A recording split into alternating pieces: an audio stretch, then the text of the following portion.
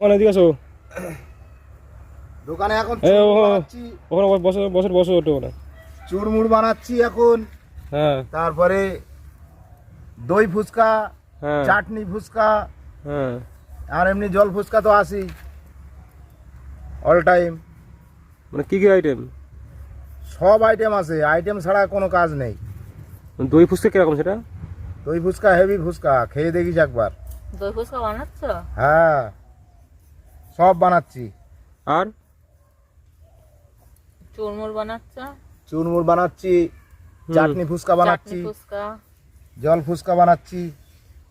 ও আমার কাছে সব অরিজিনাল মাল পাবি, ওসব ভুংসুং নেই আমার কাছে। তাই? হ্যাঁ। তুমি বসো কোথায় দোকানটা নিয়ে? দোকান নিয়ে বসছি গোবরডাঙ্গা রোডে, হুম। ইনডোর মিষ্টির দোকানের পাশে।